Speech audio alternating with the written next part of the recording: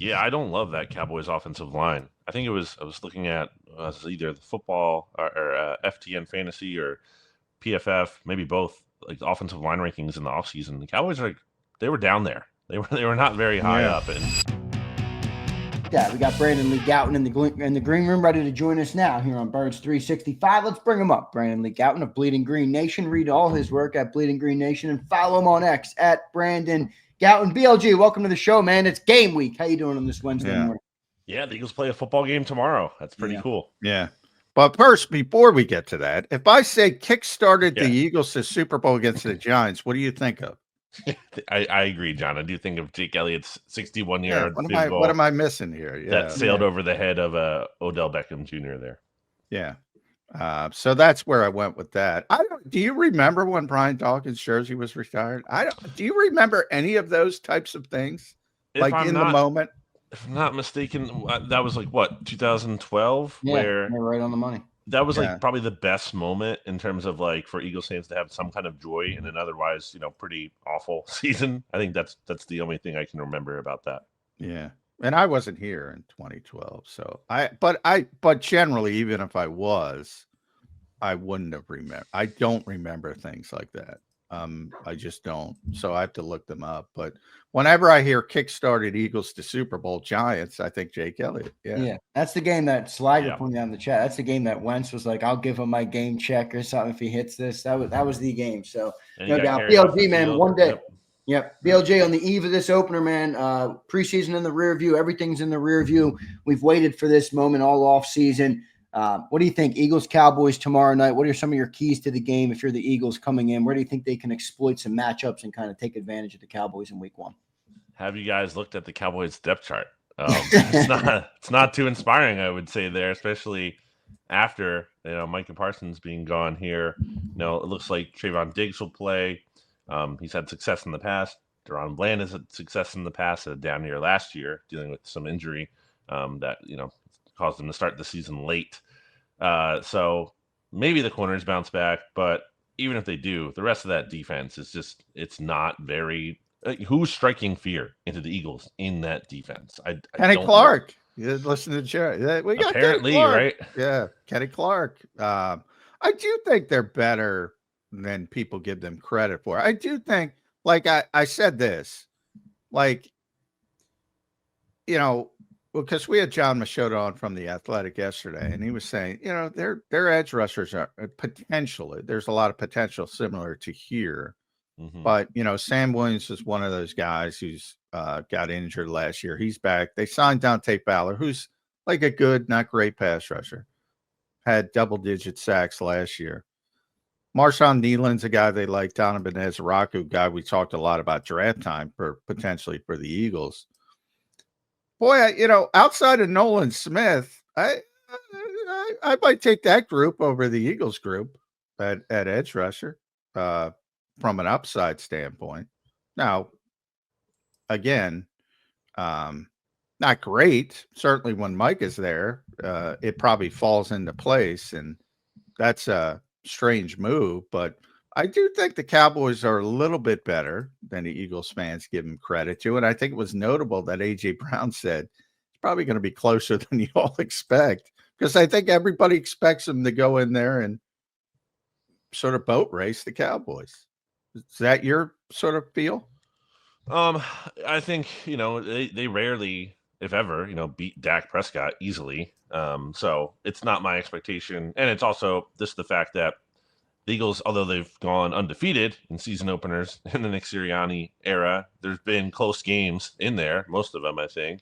And the fact that, Eagles win the Super Bowl, you have that last game in your mind as what it was like. It obviously wasn't all that easy and simple throughout last year, and I'm sure it won't be that simple this year. Now, in terms of expecting a blowout, they are literally the biggest week one favorites, at 8.5. Yeah. And 8.5 is a serious, that's crazy. Yeah, that's crazy that is a big line. And it moved too. After the Parsons trade, it moved now 2 points from 6.5 to 8.5. That's big time movement. So I do think, we could be looking at a one possession game. Absolutely. But the fact that line is that big tells me there's pretty big confidence the Eagles will find a way to win the game. Yeah. My biggest, when I look at the Cowboys, the thing that just screams out at me is, boy, they have no running game whatsoever on paper. Right. So, I mean, that's going to make it hard. In theory, a lot of third and longs, the Eagles should be able to at least handle some of the receivers who look good on paper. And the Eagles, there's some concern with whether it's Adoree Jackson, Jacorian Bennett. I think it's going to be Adoree Jackson, but then you start, all right, how do you manipulate CD Lamb, George Pickens, Jalen Tolbert, Kevontae Turpin's going to be involved. How do you manipulate that with Adoree Jackson and Sidney Brown in the back seven? Is that your biggest concern, or is something else standing out? Yeah, it would be Adoree Jackson. And it's not that he got like torched all summer long, but part of that I think was that he was willing to give up a lot of catches underneath because he was kind of worried about his deep speed. And that was something that showed up on his tape from last year too with the Giants. So this isn't new. And I think Adoree Jackson's kind of on a short leash here. Like if he goes out and the Cowboys are just picking on him and having a ton of success, I don't think it's like, oh, we can't put Jacorian Bennett in if he's absolutely just getting destroyed out there. I think, they're going to go with Jackson to start, but that doesn't mean he's going to definitely finish the game. And if he does, then obviously it doesn't mean he's going to finish the season or even make it multiple weeks into the season as that starter there. I do think that's a concern, especially because, I think Quinyon Mitchell is going to be awesome this year. Yeah, he had a great summer, man. Yeah. But if that's great, like in terms of being able to lock down maybe whoever he's covering. But if the other guy is just an easy completion all the time, then that kind of negates the impact there. Well, I think it's a little simple. Well, not simple, but I mean, CD lines up in the slot a lot, and if you think coming into this game, I would think they're going to keep him on the outside more in this game to try and get him or George Pickens lined up on cornerback too, because I don't think they want to put him in the slot on Cooper, which might allow the Eagles to travel Quinyon and get to the other receiver. That's good. I also think Kevontae Turpin could be a sleeper because we had Michaud on yesterday, and he was talking about how Schottenheimer wants to get him more involved in the offense. He's a speed guy who can take the top off, obviously one of the fastest players in football. I think he could be a sleeper guy that could impact, but it's pretty clear that's the one advantage I think the Cowboys have, right? That receiving core on cornerback too, whatever matchup they can get there. Yeah, Pickens is an interesting player too in terms of like he can do WTF kind of things and on both sides. I feel like in a great way for him and a bad way for him. He could make an amazing catch where, your coverage is perfect. You just can't even do anything about it. Same time, he can do some pretty just like crazy stuff that is a big detriment to his team. Having watched a number of Steelers games, I remember just seeing him sometimes and being like, what was he thinking there? What is he doing there? Well, I remember last year it was all Pickens, and because the Steelers didn't have anything, and all of a sudden, the guy's making mistakes. I'm not too concerned about George Pickens. I know everybody likes him, tremendous talent, but I just don't think the consistency is there from play to play to where you should be that concerned about him. I think this might be a big Jalix Hunt coming out party, potential game here, BLG, because Tyler Guyton's probably not going to play. We got that from John, even though he's been a full participant. He thinks Nate Thomas, who's their swing tackle, is going to play. And, that's a situation where Josh Sweat would eat his lunch. He would do that. I remember the kid, Oli Udo, he broke his leg or something with a pass rush. Last year in the Super Bowl with poor Joe Thuney having to kick out the left, he was overmatched. Josh would really take advantage of those situations. Jalix will have an opportunity, I think, right away to show off what he can be against a guy who, isn't going to be great as a backup swing tackle. Any matchups you see, you like that one, or is there something else you think they could really take advantage of? Yeah, I don't love that Cowboys offensive line. I think I was looking at either the football or FTN Fantasy or PFF, maybe both, like the offensive line rankings in the offseason. The Cowboys they were down there. They were not very high up, and looking at the players themselves, you could see why. I mean, Tyler Smith is obviously a really good player at left guard, and they have high hopes for Tyler Booker, who might be good. good, but he's a rookie, and he's also one of like the least athletic offensive line. Yeah, in it's the weird. league. It's He's weird. down there. Yeah, he was such a good And college then, player, but he tested so poorly. It's like I don't know what to yeah. think of him. Yeah. Yeah, and again, it's not just average, but like very like bad, like Right. very bad. It's one thing to be average, but their center is a rookie last year. That's just okay. I don't think he's anything special. And then the tackles, yeah, are a huge concern. Like Terrence Steele, the Eagles have gotten after him a number of times. Brandon Graham specifically, you don't have him anymore, so that's tough. But I still think Terrence Steele can very much be had.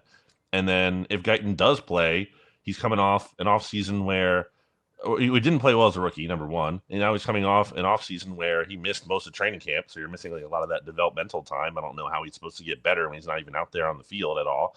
And if they go back to their swing tackle, then like again, their starters at tackle aren't that strong to begin with, so I don't know how the swing tackle could be that great. So yeah, I agree absolutely. Jalen Hunt could see a big opportunity here to really kind of make his mark.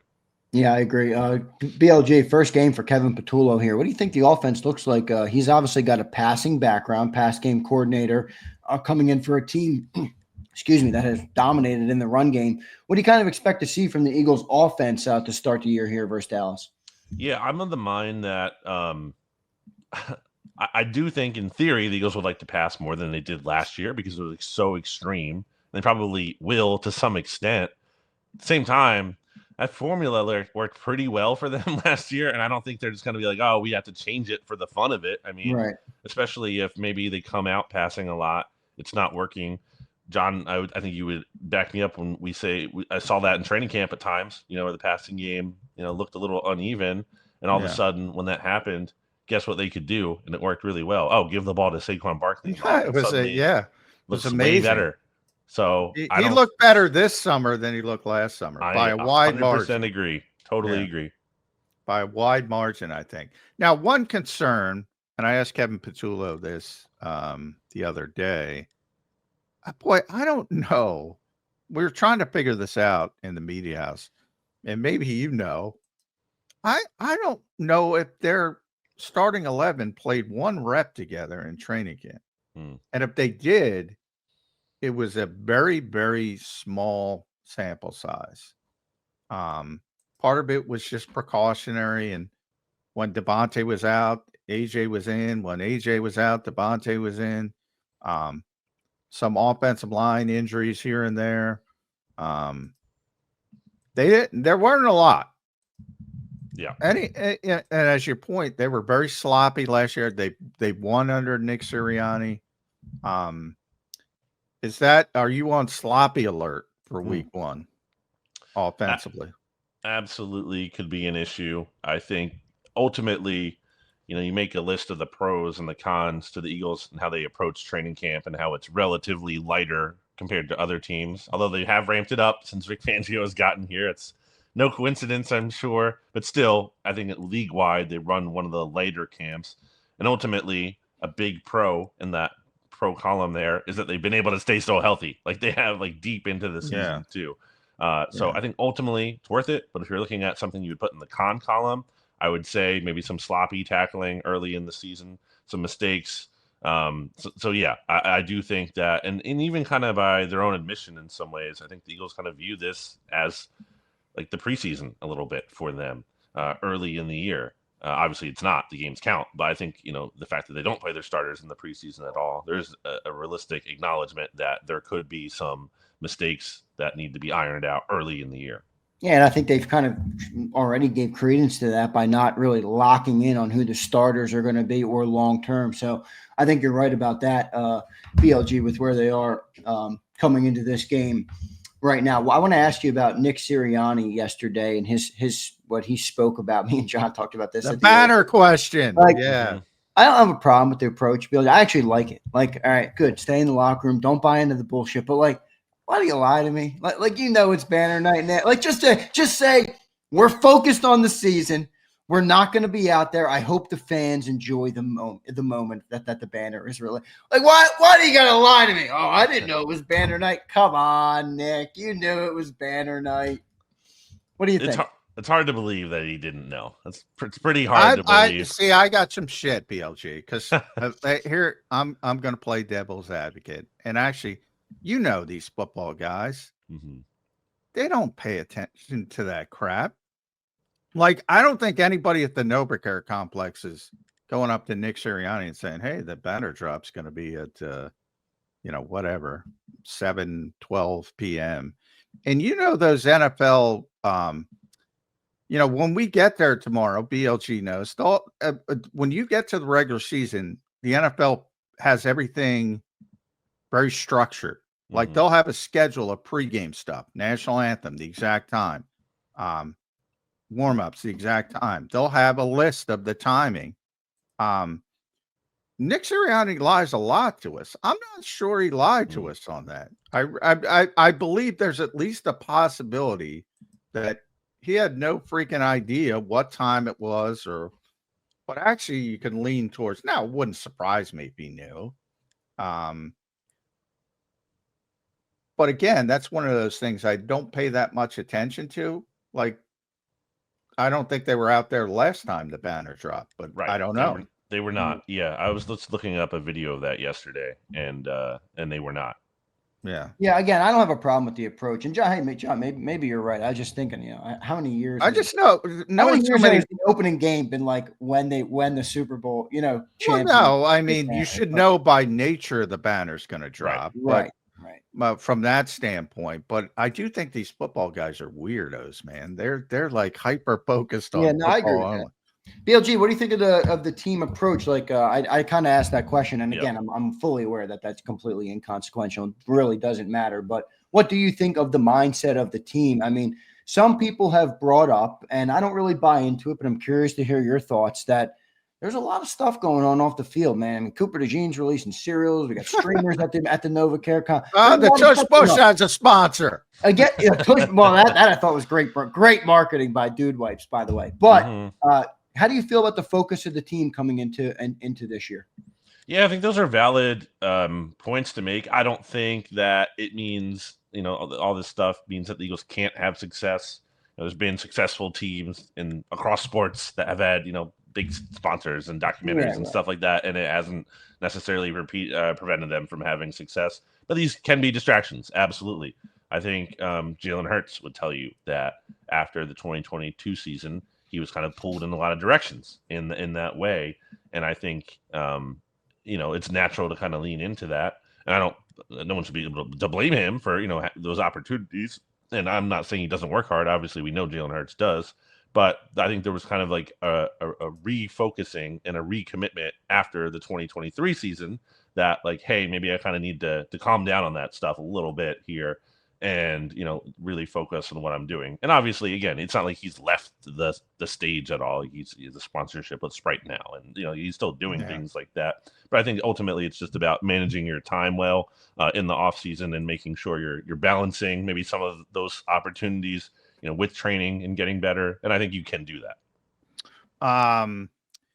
Off the field question, little interesting timing with it coming out that Reed Blankenship changed agents and now he's with Athletes First, which just got Micah Parsons the largest defensive contract in the history of the world. The Eagles have sort of a history of extending people a day before the season starts. Should we be on alert today for the Reed Blankenship extension, BLG?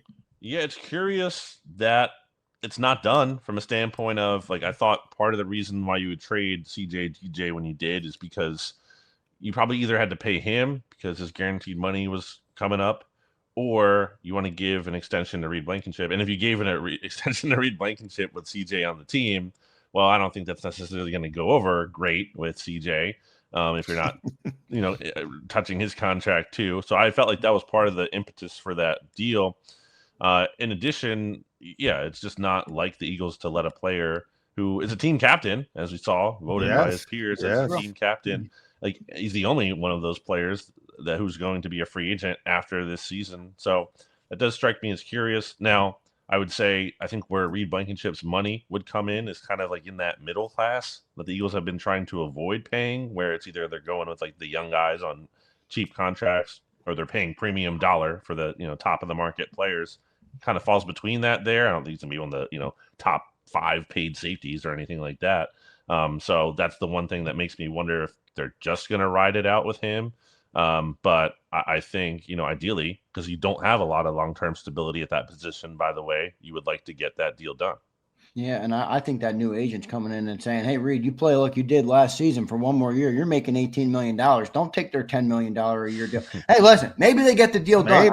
I hope they do, because I think we've gotten a little, not careless, but I think we got to be careful letting everybody on this defense walk. Like, I don't think that's the right formula. We've already let a lot of guys go. We had such a good defense last year. Reed is kind of your quarterback of the secondary. I want him to get signed, but when I saw that yesterday, I'm like, those agents are going to be looking for big money for Reed Blankenship, and it might be a situation where he waits for the open market and gets a big bag of money. It's always a two-way street. Could Milton Williams it? That might be the exact thing. It's so weird with undrafted guys, Bill. It just follows them. It follows them. Like and I don't want to pick on Kenyon Green, but Kenyon Green's back. He's on the 53-man roster. What was he? The 15th overall pick a couple of years ago. Would you rather have Reed Blankenship or Kenyon Green? Like, when are people going to get over undrafted free? Like, sometimes they get it wrong, and sometimes guys develop. And as you pointed out, on the field, he was great.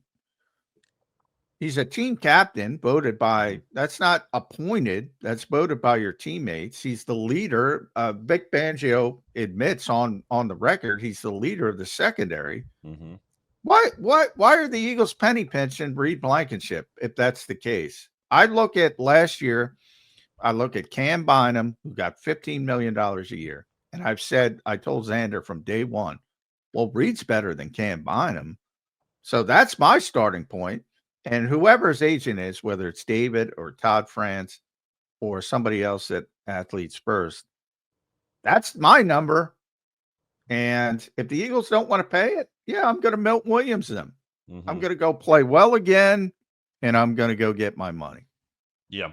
I think the Eagles might be comfortable with that. I think that's not necessarily the ideal, but I mean, if that's the route it has to go and he plays out this season, maybe they live with that. I do think Reed, deserves this money. I think it'd be a nice, example if the Eagles, you kind of sign this player to an extension of, UDFAs in the future. Like, hey, look what you can do here. Like, look at Reed Blankenship. He came in, he was undrafted, worked his way up. We paid him. He's a core part of the team captain. Like, that's a really pretty good sales pitch to me. It is. If I'm, you're one of these front office members trying to get one of the UDFAs to sign with your team after the draft. Yeah, so, I think the other part of it that I hope if Reed would consider would, if you make a couple extra million on another team, but it takes a couple years off the back end of your career because they're not as good at teams. They have more rotation. You see contracts, free agents sign in other places and even in Philly, and they just don't pan out. Or you stay right where you've thrived, where you've bloomed, and maybe you have a longer career here. Maybe you make a couple extra million less, but you add 2-3 years to your career. I don't know if they think about it in that regard. Probably not, just trying to maximize their earnings, but I do think it would help them out to stay here in Philly. But I think that stuff matters, when it comes down to tie breaking, if the money's close, all that stuff absolutely factors in. So if I'm going the 50-50 game, it sounds like you're under 50 if there's going to be an extension the day before the season for Reed Blankenship. Somewhat of a history. They did it with Jordan. I'm going to guess you're less than 50%.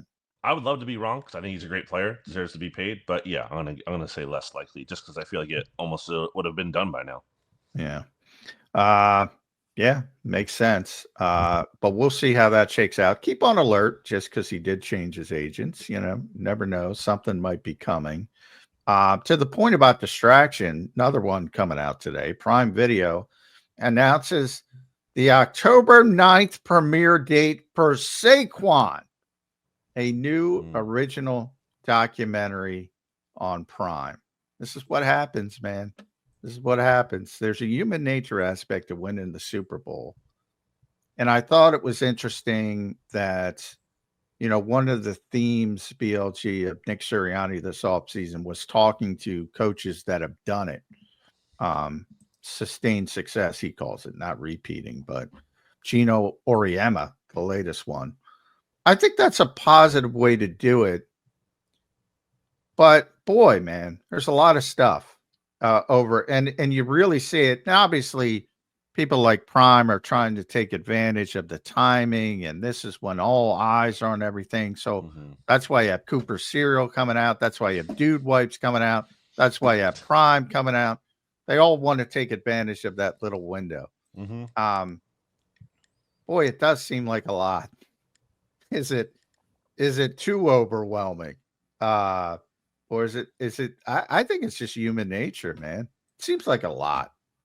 Just like a big tidal wave. A lot of money to be made, apparently. Yeah. And that's, I think that's what people are trying to capitalize on. Again, it's all about just the balance. If you can balance it, I think there's a way to balance it. Then it's not an issue. It could be a total non-factor. If the Eagles struggle, I think people will be looking at that as, is that one of the things that is not really helping them? And by the way, one of the executive producers of this thing is Martin Scorsese. Wild. Did not expect that. Did not wake up this morning expecting that to be the case.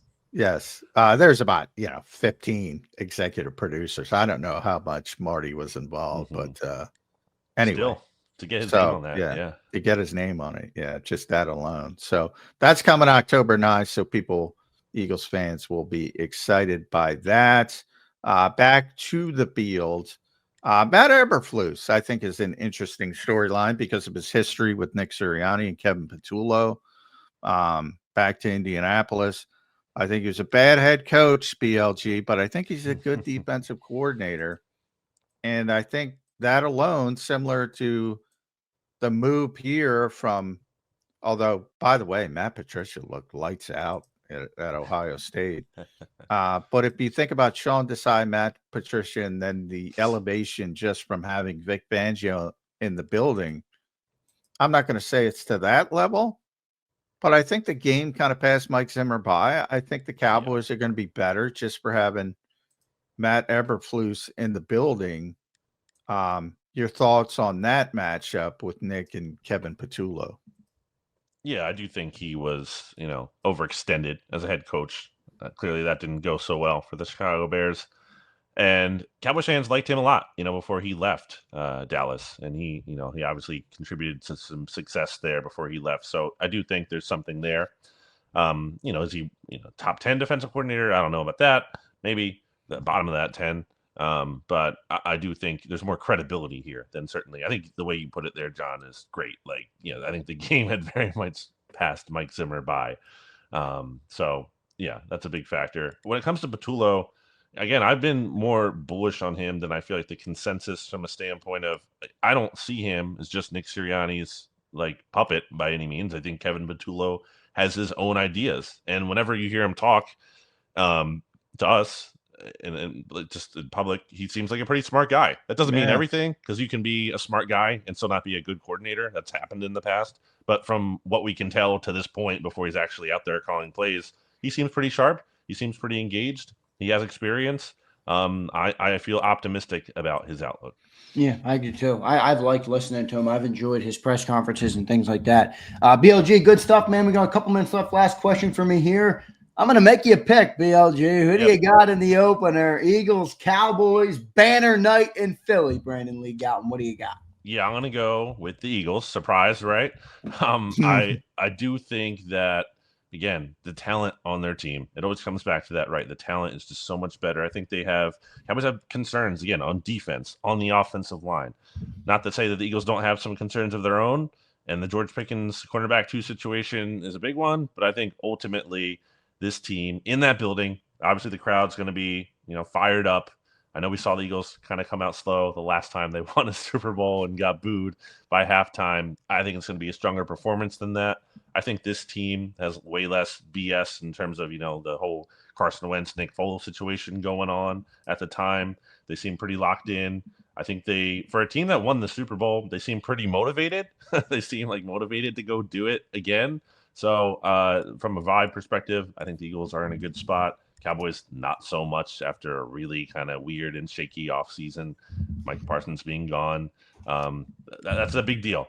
That defense was one of the better ones in the NFL when Micah Parsons played. And looking at just their on-off splits, they're one of the worst when he's been gone. So I think that's a big loss for them.